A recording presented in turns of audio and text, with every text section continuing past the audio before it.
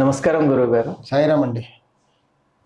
అందరూ వాస్తు పాటిస్తున్నారు, ఉమ్. కానీ సమస్యలు మాత్రం అట్లే ఉంటున్నాయి అని అంటున్నారు. మరి ఇదేంటండి, ఇది వైరుధ్యంగా మనకు కనిపిస్తోంది.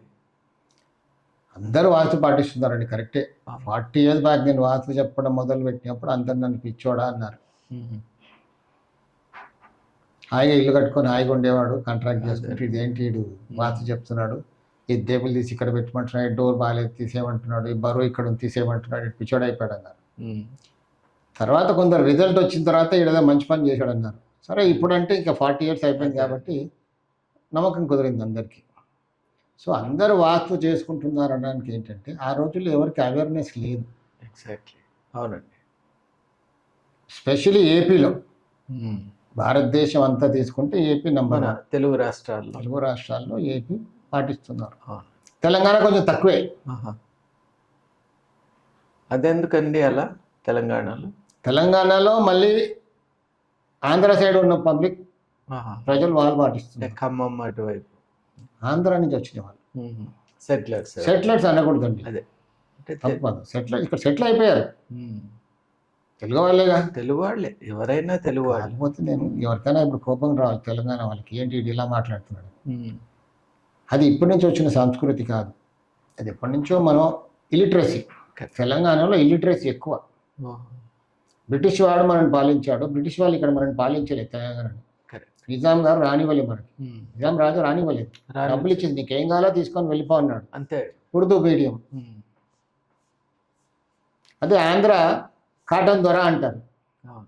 ఎందుకు? అక్కడ డెవలప్ చేశారు, బ్రిటిషర్స్ డెవలప్ చేశారు, కాదని కాదు. ఇక్కడ అది లేదు. ఇక్కడ నిజాం రాజు, జమీందారులు, ఉర్దూ లాంగ్వేజ్ బ్రిటిషర్స్ రానివ్వలేదు. సో అలా ఇలిటరీ జమీందారులు అందరూ ఏం చేశారు? చదువు చెప్పించలేదు. మనం అలా తొక్కి పెడితేనే బాగుంటుంది, వీడు మనకు పనికొస్తాడు అని గొడ్డు చాకరీ చేయించుకున్నారు.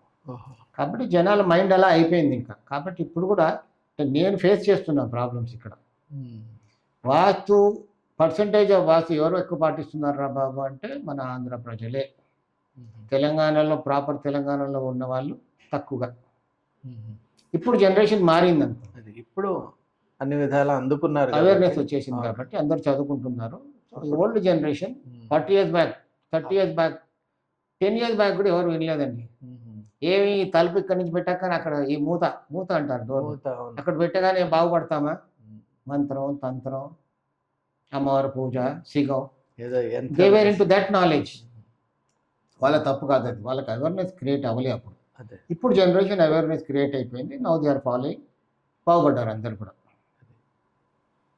మరి ఈ విషయానికి వస్తే ఎలా అండి? అందరూ పాటిస్తున్నా కూడా సమస్యలు మాత్రం ఇప్పుడు ఏంటంటే అందరూ పాటిస్తున్నారు అంటే మనం స్టాటిస్టిక్స్ తీసుకుంటే పాటించే వాళ్ళు బాగుపడుతున్నారు. ఎలా చెప్పగలరు? పర్సంటేజ్ తీమన్నాను, అందుకే పర్సంటేజ్ తీస్తే మనకు అర్థమైపోద్ది ఆంధ్ర తెలంగాణ, లేకపోతే ఎంత పర్సంటేజ్ పాటించారు స్టాటిస్టికల్ గా. మనం అప్పుడు నేను వాస్తు చెప్పడానికి మొదలు పెట్టినప్పుడు అంటే 2-3 అండి త్రూఅవుట్ ఏపీలో. అవునా? త్రూఅవుట్ ఇండియాలో కూడా అనొచ్చు. అప్పుడు నార్త్ అయితే అసలు అవేర్నెస్ లేదు. అప్పుడు నాతో పాటు ఒక 2 old people, seniors to me. అప్పుడు సీనియర్స్ టు యూ?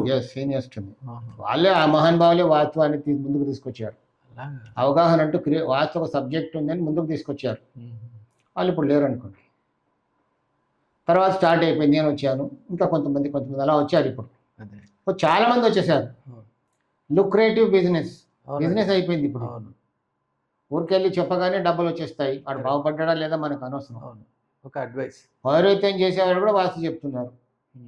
చెప్పొద్దని కాదు, నాలెడ్జ్ అందరికీ ఉండాలి. కానీ ఏమైపోయిందంటే ఆగ్నేయంలో వంట, నైరుతిలో పడక, ఈశాన్యంలో దేవుడు, ఇంతే వాస్తు. కొన్ని కొండ గుర్తులు ఇంతే వాస్తు చెప్తున్నారు. దాంతో తిరగబడుతుంది. కరెక్ట్గా వాస్తు చెప్పారా లేదా? ఈశాన్యంలో పూజలు కట్టిస్తున్నారు, గొడవలు పెరిగిపోతాయి, సమస్యలు పెరిగిపోతాయి. కానీ ఈశాన్యంలోనే పూజారూమ్ అంటారు కదండి. వినండి నేను చెప్పేది, అది తప్పు. అవునా?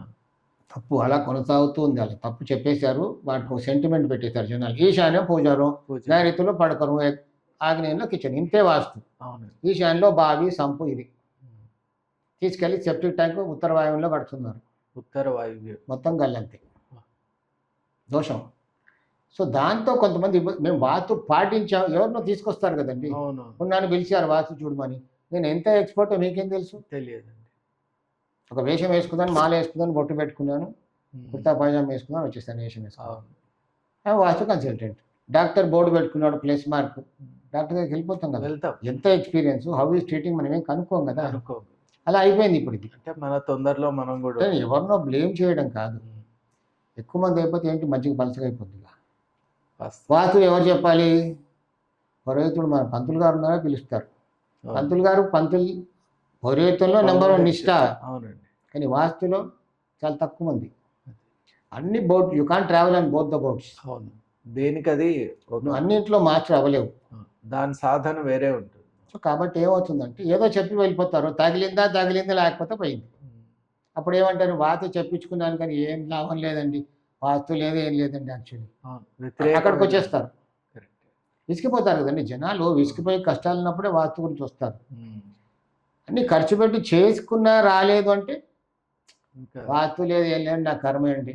కర్మే కాదని నేను, కానీ మానవ ప్రయత్నం అంటే కరెక్ట్గా చేయాలి. కరెక్ట్గా చేస్తే కరెక్ట్గా రిజల్ట్ వస్తుంది. నేను 100% గ్యారంటీ ఇచ్చి చెప్పగలను. నేను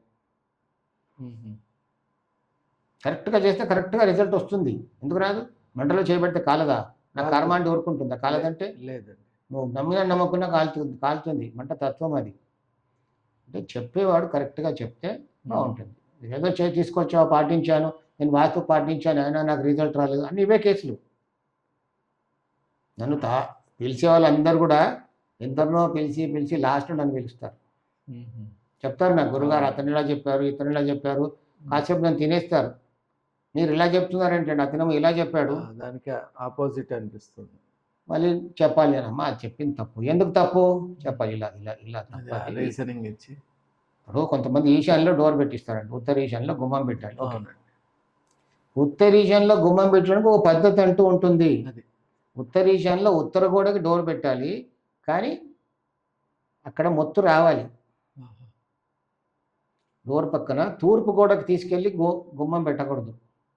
తూర్పు గోడ కానుకొని ఒక 4 ఇంచెస్ 1 ఫీట్ అదంతా చూసి కరెక్ట్గా పెట్టాలి. నేను ఇంతకుముందు చాలాసార్లు వీడియోస్ చెప్పాను. ఉత్తర ఈశాన్యం ఎంతవరకు ఉంటుంది దాని స్పేస్, అక్కడ మనం మోడమ్ ఎలా అరేంజ్ చేసి పెడతామో ఇంట్లో వైఫై సిగ్నల్ రావడానికి, అలా అరేంజ్ చేసి పెడితే తప్పకుండా రిజల్ట్ వస్తుంది. ఉత్తర ఈశాన్యం అనగా అక్కడ ఒక డోర్ పెట్టేస్తే ఆ మూలకి రాదు రిజల్ట్, ఊరికి గాలికి పోతుంది రిజల్ట్ అంతా కూడా. ఎందుకంటే నువ్వు కరెక్ట్గా పెట్టలేదు కాబట్టి. పుస్తకంలో ఏం రాసి ఉంటుంది, ఉత్తర ఈశాన్యంలో పెట్టాలి, దాన్ని అలాగే బ్లైండ్ గా ఫాలో. నా పుస్తకంలో నేను రాసా బెటర్ టుమారోస్లో ఎక్కడ ఎలా పెట్టాలి. మీరు చాలా పౌరోహిత్యం చేసే వాళ్ళందరూ ఇలా చెప్తారు. వాస్తు స్పెషల్గా వాస్తు చూసే వాళ్ళు కూడా ఇలాగే చెప్తున్నారు. వాస్తు చెప్పే వాళ్ళంటే ఎవరినో కించపరచడం కాదండి. They are into everything. Astro vastu, numerology vastu అన్నీ చెప్తారు. You can't become master of all. కరెక్ట్గా ఎక్కడ పెట్టాలి ఆ వైబ్రేషన్ చూసి అక్కడ పెట్టామనుకోండి, ఖచ్చితంగా రిజల్ట్ వస్తుంది. నేచర్లో అంతా ఉందండి, నువ్వు రాబట్టుకునేదే నీ వంతు. ఆహ్వానించుకోవటంలో ఈజీ. ఇది మంచి శాస్త్రం, ఈజీగా రాబట్టుకోవచ్చు కరెక్ట్గా పెడితే. నేను ఎంతో మందికి పెట్టించా, చాలా బాగుపడ్డాను. మీ సుదీర్ఘ ప్రయాణంలో ఇటువంటి కేసెస్ మీరు చాలా చూస్తుంటారు. నేనే ఎగ్జాంపుల్ కదండి. నేను ఏమి లేకుండా తినడానికి వెళ్ళారా రేపు అనుకున్న వాడిని చూసి కరెక్ట్గా కష్టపడి పెడితే 1.5 yearలో చక్కపడ్డా. సో నేనే లివింగ్ ఎగ్జాంపుల్. ఇంకేం కావాలి? ఎవరిదో టెస్టిమోనియల్స్ ఇస్తే వాళ్ళని తెచ్చి మాట్లాడిస్తే కానీ నేను నమ్మరు కదా. కానీ అలా ప్రైవసీ కదా, వాళ్ళ ప్రైవసీని భంగపరిచినట్టు. అందుకే నేనే కదా, అంటే నేనే కష్టపడ్డానని నమ్మించడానికి కూడా మరి ఇంకా టెస్టిమోనియల్ కావాలంటే నేను చెప్పలేదు. లేదు.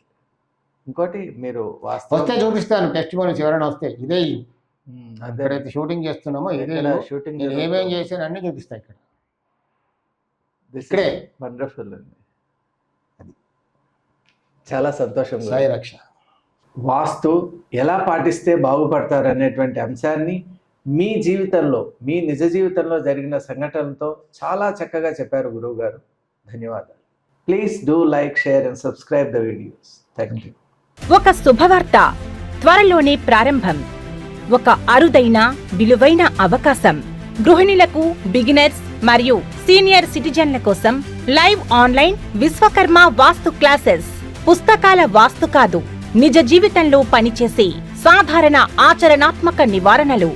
గత 40 సంవత్సరాలుగా ఫుల్ టైం కన్సల్టెంట్ గా లైవ్ టీవీ ప్రోగ్రామ్స్ ద్వారా వేలాది కుటుంబాల జీవితాల్లో మంచి ఆరోగ్యపరమైన మార్పు తీసుకొచ్చిన వాస్తుయోగి శ్రీ కెఎల్ విశ్వకర్మ గారి చేత 21 రోజులు లేదా 4 వారాల లైవ్ ఆన్లైన్ క్లాసెస్, గృహిణులకు సులభంగా అర్థమయ్యే విధానం, బిగినర్స్ కి స్పష్టమైన వివరణ, సీనియర్ సిటిజన్లకు అనువైన క్లాసులు, ప్రశ్నలు సమాధానాలు లైవ్ లోనే, సర్టిఫికేట్ కూడా ఇవ్వబడును.